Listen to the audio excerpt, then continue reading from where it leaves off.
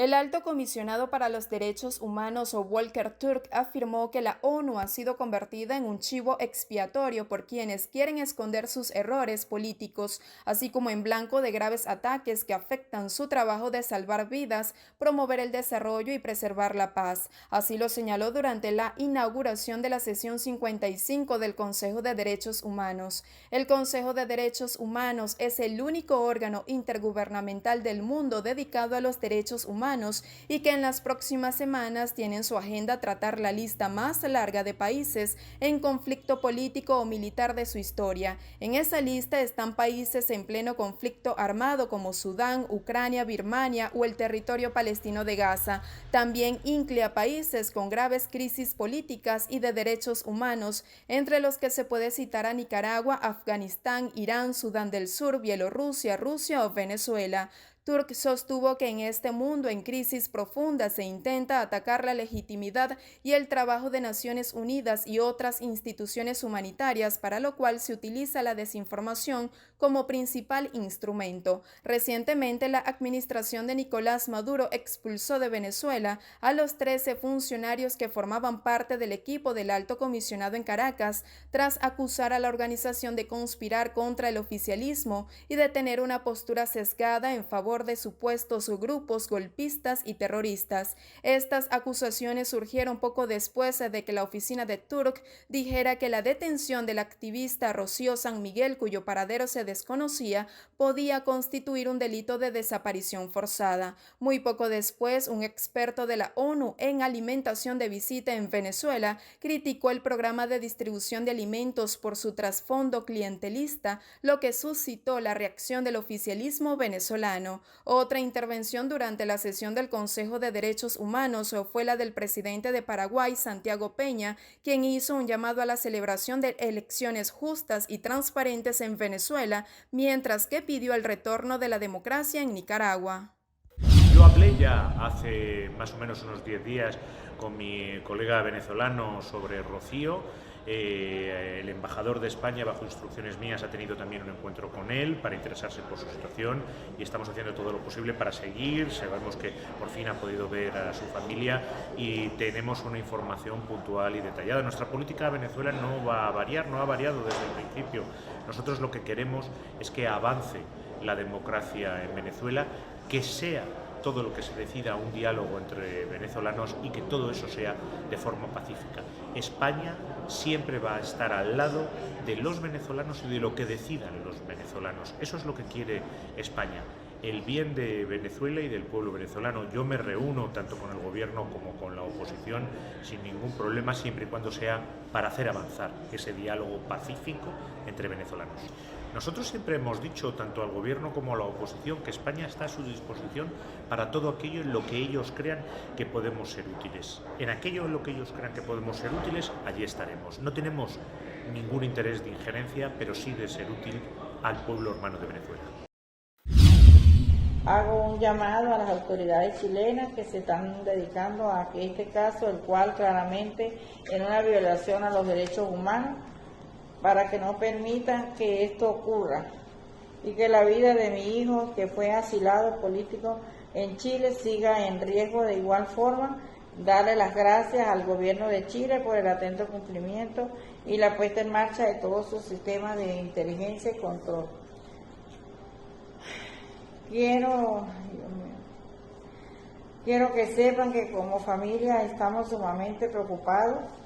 Mi imposibilidad de poder dirigirme a Chile por falta de documentos de viaje hace que me dirija a todos ustedes usando los medios públicos sin preferencia alguna y seguir contando con su apoyo, del cual estoy totalmente agradecida. Espero que sigan acompañándome y comprendan mi angustia. Al servicio del Interpol le pido que por favor hagan todo lo posible y de igual manera agradecerle su atención del caso. Ay, Dios mío. A las organizaciones de los derechos humanos que se pronuncian al respecto, en tal caso solicito a cualquier persona que tenga información que aviste movimientos sospechosos o cualquier otro que pueda servir y que ayuden a dar con el paradero de mi hijo, que por favor comunicarnos rápidamente. Para poder elevar la producción petrolera venezolana se necesita inversión extranjera y con la amenaza de revertir las licencias de la OFAC no pareciera ser posible un acercamiento con las transnacionales para que coloquen sus capitales en Venezuela. Según la OPEP estamos en una cifra del orden de los 800.000 barriles por día. Para el mes de febrero, aumentar 200.000 barriles diarios en un mes sin inversión, bueno, no me parece posible, aunque sí me parece deseable. Ojalá que lo pudiéramos hacer, ¿eh? Sería buenísimo que vinieran las inversiones necesarias, que se reactivaría la economía. Se necesita seguridad jurídica, porque si hay seguridad jurídica podemos atraer las inversiones. Y si vienen las inversiones podemos reactivar la industria petrolera. Voy a sacar una cuenta cortica. Nos dicen las cifras oficiales que Venezuela tiene más de 300.000 millones de barriles de reservas probadas de petróleo. Si tú divides esas reservas probadas entre la producción anual, resulta que tenemos petróleo para más de 1000 años. Pero es que resulta que el petróleo va a ser desplazado como agente energético a lo mejor en los próximos 30 o 40 años. Entonces, nunca vamos a poder sacar ese petróleo del subsuelo. ¿Qué necesitamos? Monetizar esas reservas lo antes posible. Y para lograrlo, lo que necesitamos es atraer todas las inversiones que sean necesarias, porque así estaríamos de paso reactivando la economía y resolviendo la inmensa problemática social que hay en Venezuela. ¿Cuánto se necesita invertir para que PDVSA vuelva a ser productiva? Hemos estimado que habría que invertir una cifra del orden de 25.000 millones de dólares por año durante los próximos 8 años para acercarnos a lo que producíamos hace 20 años. ¿Cómo sería una negociación con todos los acreedores de PDVSA? Voy a mencionar un caso con ConocoPhillips. A ConocoPhillips le debemos más de 10.000 millones de dólares porque ellos tenían unos contratos que fueron desconocidos, fueron arbitrajes internacionales y los ganaron. Bueno, en vez de que ConocoPhillips esté allá tratando de cobrarse con las acciones de Citgo, yo le diría, mira, Conoco, vente, nosotros queremos pagarte, pero para poder pagarte nosotros tenemos que aumentar la producción, pero para aumentar la producción nosotros necesitamos que tú vengas a invertir. Y entonces vamos a un mecanismo de deuda por inversión en el cual reactivamos la industria petrolera, salvamos Citgo, le damos ingresos a Venezuela y reactivamos el resto de la economía venezolana. Sobre la deuda que se acaba de condonar a Haití, Toro Hardy dio su opinión. Lo que pasa es que cuando se iniciaron aquellos programas de petróleo en el Caribe que se estaban haciendo, ¿cómo se llamaba? Petrocaribe, todo aquello. Bueno, se le empezó a mandar petróleo pagadero en 20 años con 1% de interés y tampoco lo han pagado. El caso de Haití es muy distinto porque es particularmente pobre, pero es que yo creo que nosotros necesitamos, casi todos esos países del Caribe tienen un Producto Interno Bruto por habitante mucho mayor que el de Venezuela. O sea, Venezuela está más pobre que ellos. Y estamos regalando. ¿Y por qué vamos a regalar? El economista José Toro Hardy manifestó que después de garantizar seguridad jurídica a todas las empresas del mundo, conversar con los acreedores para llegar a acuerdos de pago, pero también para que regresen a invertir a Venezuela. Desde Caracas, Fernando Tineo para BPI TV. El expresidente de Estados Unidos, Donald Trump, favorito por ser el candidato republicano en las elecciones de noviembre, ha dejado claro que de regresar a la Casa Blanca, su política migratoria irá más allá del famoso muro fronterizo que lo catapultó a la presidencia en 2016. En sus mítines de campaña ha adoptado una fuerte retórica antimigratoria, llegando a afirmar que los extranjeros envenenan la sangre de Estados Unidos, y ha prometido repetidamente en sus eventos de campaña que si regresa a la presidencia llevará a cabo la mayor operación de deportación en la historia de Estados Unidos. Para ejecutar esta operación, la campaña de Trump ha dejado entrever sus planes para construir grandes centros para detener a los migrantes y después expulsarlos de Estados Unidos. Sin embargo, la legalidad de estos centros podría ser cuestionada en los tribunales, como ya ocurrió con algunos de los planes más radicales de Trump cuando estaba en la Casa Blanca. El expresidente tampoco ha descartado la posibilidad de volver a separar a las familias de migrantes que llegan a la frontera, una política que ya había implementado. El Departamento de Seguridad Nacional, encargado de migración, ha reconocido que se separaron a 4.227 niños de sus familias durante la administración de Trump. La campaña de reelección de Biden ha levantado la voz de alarma sobre las políticas del expresidente y ha calificado de racistas, antiestadounidenses e ineficaces sus planes migratorios.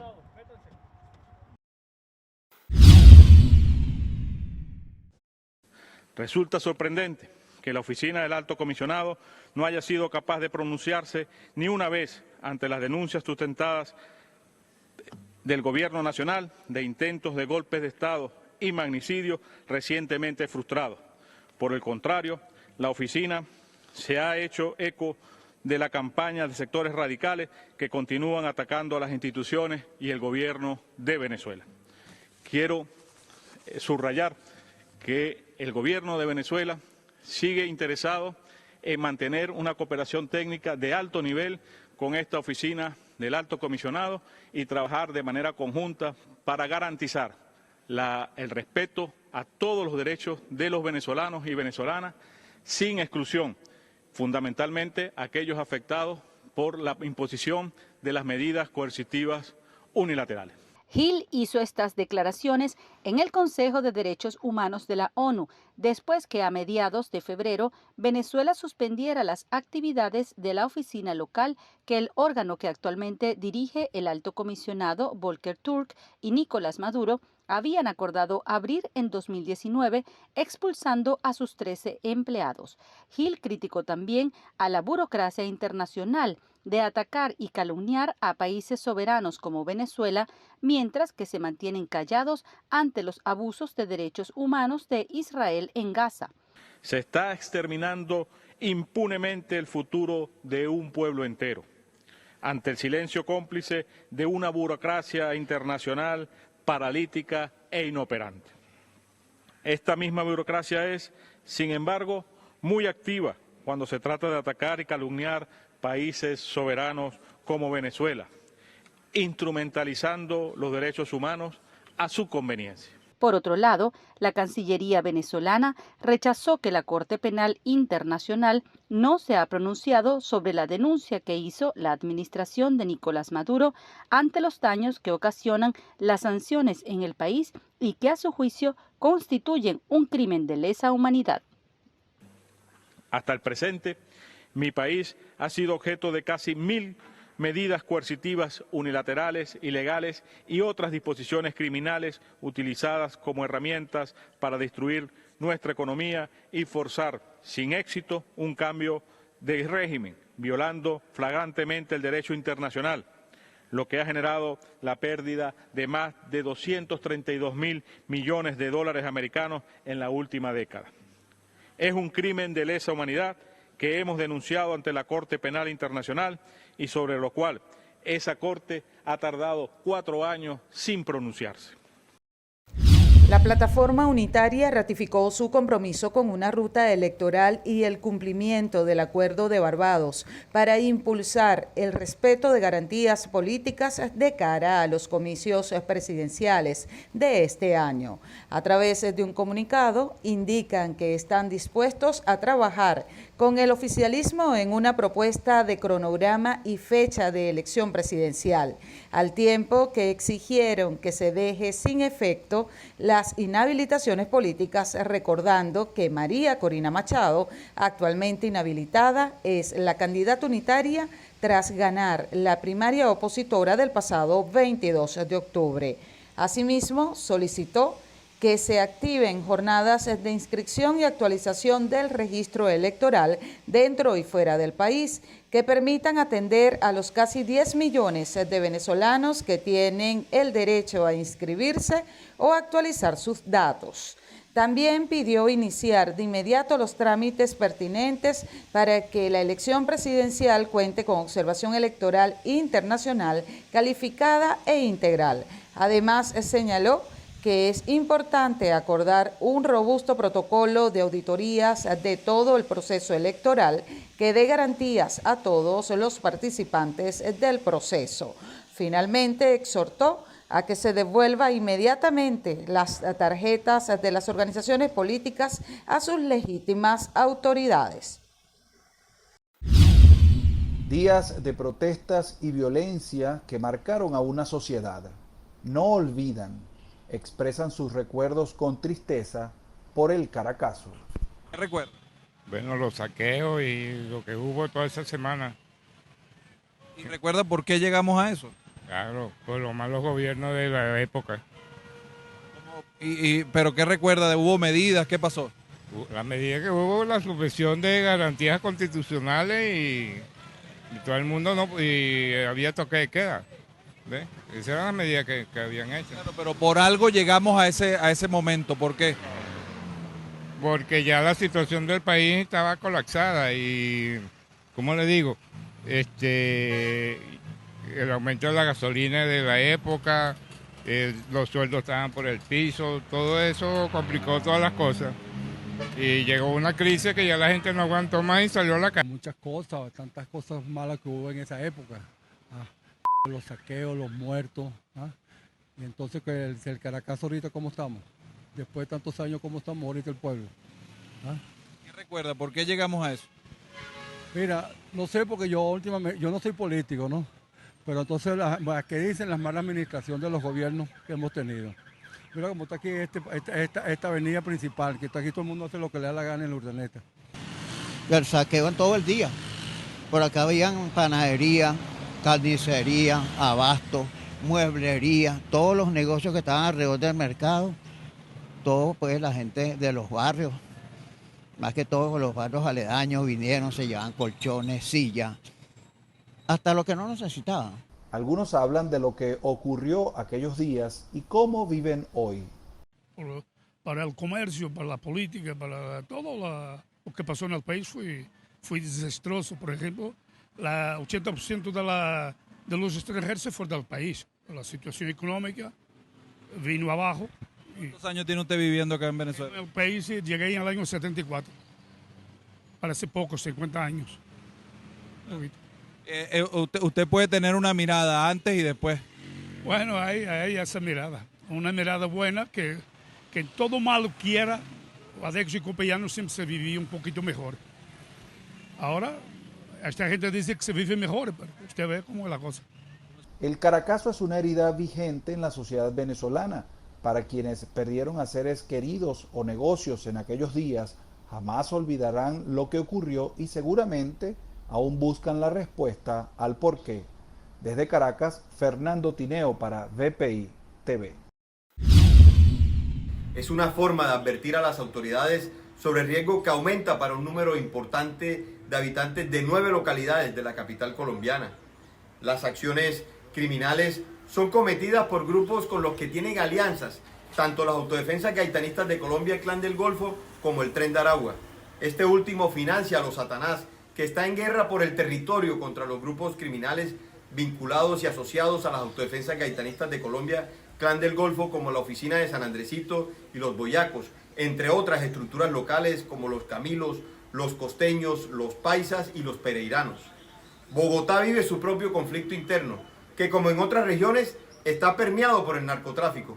Por eso el llamado urgente es a que las variadas formas de violencia no avancen a otras zonas de la capital de los colombianos, pero también a que sean contenidas y en el mejor de los casos anuladas. La implementación de medidas efectivas de prevención, atención y protección a cargo de las autoridades civiles y las fuerzas del orden del Distrito Capital se hace necesaria en estos momentos para salvaguardar las distintas poblaciones que habitan en las 22 unidades de planeación zonal de las 9 localidades en riesgo.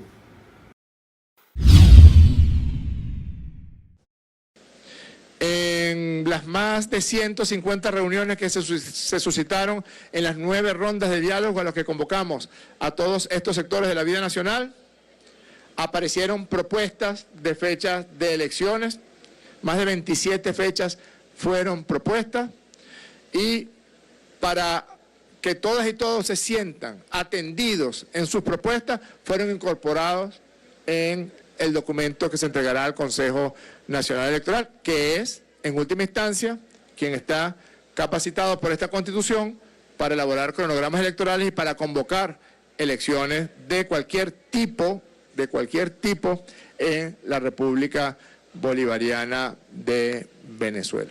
Rodríguez aseguró que se mantienen cumpliendo lo establecido en Barbados.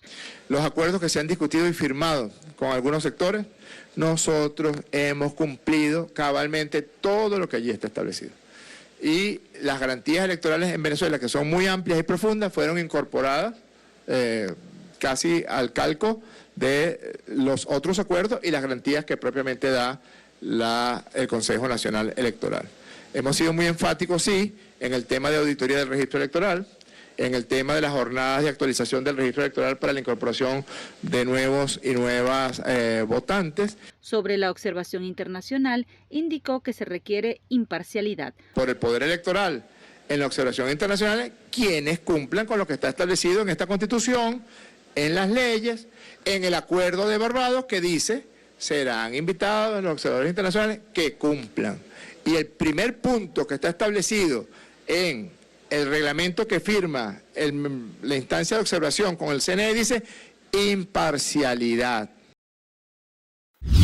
La directora de la organización no gubernamental Control Ciudadano, Rocío San Miguel, se encuentra en el SEBIN, mientras que su expareja Alejandro González habría sido trasladado a la cárcel de El Rodeo 1 en Guatire, estado Miranda. Siguen incomunicados.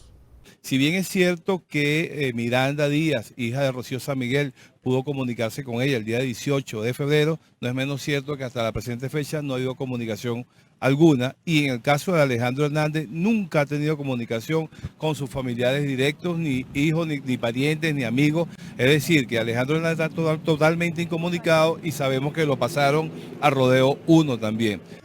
Afortunadamente, a través del Consulado de España se le hace llegar la paquetería, la ropa, los enseres y la de aseo personal, eso sí se ha permitido. García aseguró que lo exhibido en televisión por parte del fiscal general Tarek William Saab no constituye ninguna prueba y además, al mostrarlas a terceros, violó el Código Orgánico Procesal Penal. La manipulación de ello en rueda de prensa sí contraviene lo que establece la cadena de custodia, porque eso tiene que preservarse hasta el final del proceso. Cuando vemos que hacemos uso de ella en rueda de prensa, es algo que no va consono a lo que establece el Código Orgánico Procesal Penal. Por otro lado, hemos visto el video del ciudadano capitán Ángelo Heredia, donde se autoincrimina y además incrimina a diferentes personas. Señores, es claro lo que establece el artículo 132 del Código Orgánico Procesal Penal. En ese artículo se establece cuáles son las oportunidades y los lugares donde un imputado puede declarar. En ningún caso, en ninguno de sus supuestos, habla de que puede declarar en una institución policial. No. Y además que tiene que ser ante un juez o ante un fiscal, siempre acompañado de su defensa. En estos casos no lo vemos. Entonces, esos videos que se exhiben no constituyen medio de prueba alguna. El abogado Joel García denunció que Rocío San Miguel se encuentra en total indefensión, ya que no les permiten designar a sus abogados privados y la defensa pública que le fue asignada no se ha comunicado con sus familiares. Desde Caracas, Fernando Tineo para PPI TV. El nuevo gobierno de Guatemala, presidido por Bernardo Arévalo de León, será el anfitrión de una reunión regional sobre migración que se celebrará el próximo abril en el país centroamericano para coordinar una respuesta a los elevados flujos migratorios del continente. Así lo concretaron este miércoles el secretario de Estado de Estados Unidos, Anthony Blinken, la canciller de México, Alicia Bárcena, y el ministro guatemalteco de Exteriores, Carlos Ramiro Martínez, durante un encuentro trilateral en Washington. Fuentes estadounidenses confirmaron que durante la reunión de este miércoles se habló de que Guatemala albergará la cumbre de la Declaración sobre Migración y Protección de Los Ángeles, que será la primera reunión migratoria bajo la Declaración de Los Ángeles de 2022, en la que una veintena de países del continente americano se comprometieron a frenar la migración irregular e impulsar nuevas vías legales para la migración. La administración de Joe Biden en Estados Unidos y el gobierno mexicano de Andrés Manuel López Obrador han sostenido varias rondas de conversaciones en materia migratoria, pero esta es la primera ocasión en la que se suma Guatemala, donde Bernardo Arévalo de León asumió el poder el pasado enero. Los tres países exploraron vías regulares de movilidad laboral y acordaron trabajar conjuntamente para proteger las fronteras comunes y se comprometieron a intercambiar información sobre tráfico de personas, drogas y armas. Así lo informó Bárcena.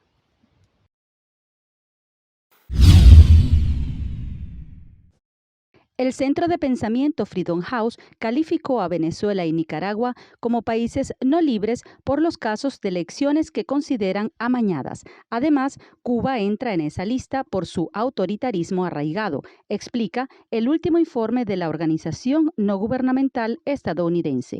En el continente, Freedom House también menciona a Haití por su crisis política derivada de la corrupción, falta de institucionalidad y autoritarismo. El informe anual que revela las dificultades electorales en el año 2023 señaló las vulneraciones democráticas que sufren Cuba, Venezuela y Nicaragua, siendo los países con peor puntuación en cuanto a libertades individuales y democracia en la región. Sobre Venezuela específicamente, el documento de Freedom House cataloga la inhabilitación política a la ganadora de la elección primaria, María Corina Machado, como un intento de controlar a la disidencia en Venezuela de cara a la elección presidencial. Además, denuncian que para esos comicios el oficialismo había pedido suspender el proceso y los proveedores de Internet estatales bloquearon el acceso a la información sobre dónde podían votar las personas. En total, fueron 9 los países de las Américas que sufrieron retrocesos y ninguno registró avances durante el año 2023, según el documento. Sin embargo, la región sigue siendo una de las más libres del mundo. Según Freedom House, la libertad a escala mundial experimentó en 2023 un vertiginoso declive. Casi 4 de cada 10 personas en el mundo viven en países no libres.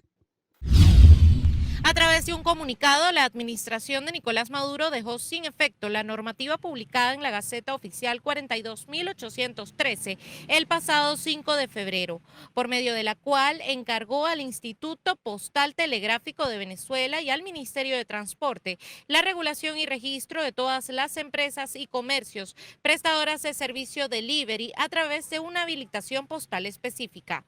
La normativa establecía además el importe de 1% sobre todas las encomiendas que se comercialicen mediante aplicaciones digitales.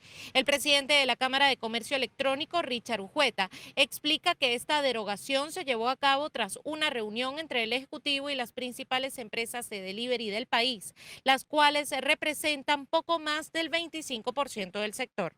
Con respecto a la derogación, es una decisión definitivamente del Estado. De hecho, la vicepresidenta lo ha anunciado, que se reunió con parte de un sector del sector delivery, sobre todo las principales empresas, que son pocas, que manejan una parte del sector delivery. La decisión es un tema de presión. Nosotros nunca estuvimos en desacuerdo con normar al sector delivery porque está normado en todas partes del mundo, pero sobre todo en todo lo que es el servicio, y la norma va dirigida más al comercio. ¿Por qué? Porque el comercio que quiere incursionar en el sector delivery debe cumplir unos estándares que ya están fijados internacionalmente. Urjueta indica que antes de regular al sector de entregas puerta a puerta, se debería establecer un registro nacional de empresas y emprendimientos que funcionen con la modalidad de comercio electrónico en Venezuela, por lo cual desde la Cámara fue introducido un proyecto de ley ante la Asamblea Nacional el pasado 7 de febrero. Ese registro nacional va a permitir que realmente puedan estar identificados las empresas de delivery, las empresas que prestan servicio de última milla, empresas que prestan servicio de medios de pago, los proveedores de servicios, las empresas fintech, las empresas de tecnología, y eso nos permite tener estadísticas para el sector, tanto para el Estado como para el gremio y para el pueblo venezolano, tener dónde o cómo nosotros vamos a operar ese sector. De esa manera es que nosotros lo vemos, o sea, un registro centralizado, no un registro en la parte bancaria, otro en la parte de medios de pago, otro en la parte de operadores, sino un solo registro, porque el delivery es comercio electrónico, hay que entender esto. O sea, el delivery no es un servicio aparte, se mueve a través de estructuras tecnológicas que la gente paga en línea, y eso es comercio electrónico. El comercio electrónico en Venezuela creció durante la pandemia en 1.200% y cerró 2023 con un crecimiento de 150%. Sin embargo, pese a este crecimiento, es necesario el registro formal de las empresas que ofrecen este tipo de servicios. Venezuela tiene el comercio electrónico más grande de Latinoamérica informal. no pague impuestos, bajen todos los impuestos, porque no es porque, ojo, no es porque el comerciante no lo quiera hacer, sino porque definitivamente no hay los elementos estructurales y legales para que ese comerciante sea formal. Según datos ofrecidos por la Cámara de Comercio Electrónico, un 80% de las motocicletas que son vendidas en Venezuela son utilizadas para diversos servicios de delivery, por lo cual se estima que el año 2024 finalice con unos 450.000 trabajadores bajo esta modalidad. Desde Caracas, Venezuela, Irene Mejías. Este proyecto entraría en vigor el próximo lunes 4 de marzo como una de las medidas más drásticas contra los inmigrantes, puesto que, según los demandantes, esta ley conduciría a la discriminación racial, en especial contra los hispanos. La medida SB 884 fue demandada por grupos de defensa de derechos civiles encabezados por la Unión Estadounidense de Libertades Civiles en diciembre de 2023, a pocos días de ser firmada por el gobernador de Texas, Greg Abbott.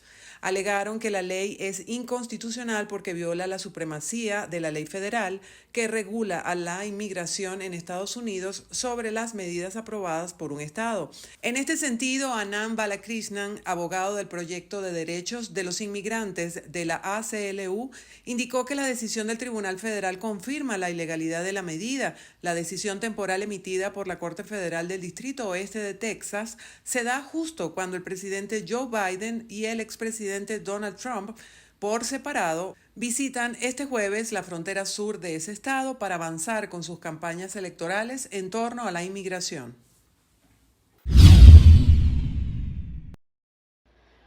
Jueces de la Sala de Apelaciones de la Corte Penal Internacional confirmaron por unanimidad la sentencia del pasado 27 de junio de 2023 que autorizó al fiscal general del organismo, Karim Khan, a reanudar la investigación por delitos de lesa humanidad en Venezuela. La decisión de la Sala de Apelaciones que dictaré ahora es adoptado por unanimidad. Como expondré en mayor detalle más adelante, la Sala de Apelaciones ha estimado procedente confirmar la decisión impugnada. Con arreglo al primer motivo de apelación, Venezuela sostiene que la Sala de Cuestiones Preliminares cometió un error de derecho al no imponer al fiscal la obligación de persuadir con el fin de demostrar que las causas investigadas por Venezuela no reflejaban suficientemente la investigación del fiscal. La Sala de Apelaciones también concluye que la Sala de Cuestiones Preliminares no erró al desestimar las afirmaciones de Venezuela a efectos de que no había recibido información suficiente para el ejercicio de su derecho según el artículo 18 del Estatuto. Venezuela alega también que la Sala de Preliminares erró al concluir que no existe un límite temporal para la petición del fiscal de un fallo según el artículo 18.2 del Estatuto. Sin embargo, la Sala de Apelaciones observa que el párrafo 2 del artículo 18 del Estatuto no impone ningún límite temporal al fiscal para presentar ante una Sala de Cuestiones Preliminares su petición de autorización para investigar. Por consiguiente, la Sala de Apelaciones desestima el primer motivo de apelación. Además, la Sala de Apelaciones determinó que Venezuela tergiversa la decisión impugnada y desestimó los otros 5 alegatos de la administración de Nicolás Maduro. La Sala de Apelaciones observa que Venezuela tergiversa la decisión impugnada al argumentar que la Sala de Cuestiones Preliminares erró al, y cito, pasar por alto las investigaciones de vulneraciones de los derechos humanos debido a que no se identificaban como delitos penales, fin de cita, y no indica investigación o procesamiento nacional alguno que la Sala de Cuestiones Preliminares supuestamente hubiese pasado por alto. Por estas razones, y por las razones que se exponen en mayor detalle en la versión escrita de la sentencia, la Sala de Apelaciones desestima la apelación y confirma la decisión impugnada. El 3 de noviembre de 2021, la Fiscalía de la CPI anunció su decisión de abrir una investigación por presuntos crímenes de lesa humanidad en Venezuela, luego de que en 2018 Argentina, Canadá, Colombia, Chile, Paraguay y Perú presentaran una remisión sobre el caso. Sin embargo, en abril de 2022, la investigación se detuvo debido a una solicitud de inhibición presentada por la administración de Maduro, que argumentaba que ya en el país estaban avanzando actuaciones nacionales para corregir situaciones que violentaran los derechos humanos. El 27 de junio de 2023, los jueces de la CPI anunciaron que la investigación de la Fiscalía sobre presuntos crímenes de lesa humanidad en el país podía seguir adelante tras una petición del fiscal de la CPI. Un caso a todas luces politizado, un caso donde se pretende instrumentalizar la justicia internacional para agredir a Venezuela, a sus altas autoridades, a nuestra Fuerza Armada Nacional Bolivariana, a nuestros organismos de seguridad que han estado en primera línea en defensa de la paz y la tranquilidad de nuestra república a favor del pueblo venezolano frente al extremismo violento, frente al extremismo que por todas las vías ha pretendido tomar el poder, sobre todo por la vía violenta. Bueno, frente a esa situación, el Estado venezolano, garantista profundo de los derechos humanos y en aplicación de protocolos internacionales, ha dado y dio debida respuesta para garantizar la paz y la tranquilidad de Venezuela. Además, Rodríguez aseguró que no tuvieron acceso a la información del examen preliminar y la CPI pasó a la fase de investigación. Asimismo, Rodríguez afirmó que la Sala de Cuestiones Preliminares de la CPI no tomó en consideración el 80% de la información suministrada por el Estado. Apenas el 20% de la información suministrada por Venezuela fue tomada en consideración, fue valorada, fue revisada, fue observada. El resto de la información presentada por Venezuela no fue tomada en consideración. En este sentido, la Cancillería venezolana rechazó la decisión de la Sala de Apelaciones de la Corte Penal Internacional y la calificó de infundada, al tiempo que consideró que responde a la intención de instrumentalizar los mecanismos de justicia penal internacional con fines políticos. Todo ello sobre la base de una acusación por supuestos crímenes de lesa humanidad que nunca han ocurrido. Otras reacciones que generó la sentencia fue la del panel de expertos internacionales independientes de la Organización de Estados Americanos que investiga la posible comisión de crímenes de lesa humanidad en Venezuela, que celebró la decisión y pidió a la Fiscalía incluir en su investigación los delitos más recientes cometidos por el Estado de Venezuela.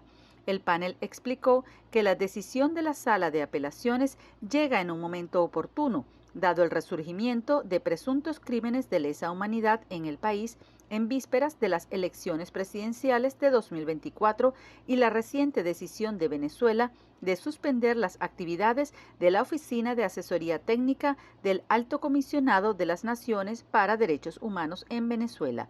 Por su parte, el movimiento político de María Corina Machado, 20 Venezuela, aseveró que seguirá elevando su voz ante las instancias internacionales para que ningún crimen quede impune en Venezuela y lograr reparación y no repetición. Yo les voy a decir cuándo van a ser las elecciones presidenciales del año 2024. Van a ser exactamente el día que el Consejo Nacional Electoral determine la fecha de esas elecciones, basados en sus criterios técnicos y basado en la planificación que hace el directorio a través de sus tres órganos subordinados, la Junta Nacional Electoral, la Comisión de Registro Civil y Electoral y la Comisión de Participación Política. Se reunirán, discutirán y de esta carpa o cerca de ella saldrá el humo blanco correspondiente. Señor presidente, aquí les traemos 27 propuestas de fechas, de todas y de todos. Hubo gente que propuso hacerlas en abril, en marzo, en mayo, el 1 de mayo, aunque creo que cae miércoles. Y todos y todas propusieron distintas posibilidades y todas fueron incluidas en esta propuesta para consideración del Consejo Nacional Electoral. Desde este mes de abril hasta el próximo mes de diciembre.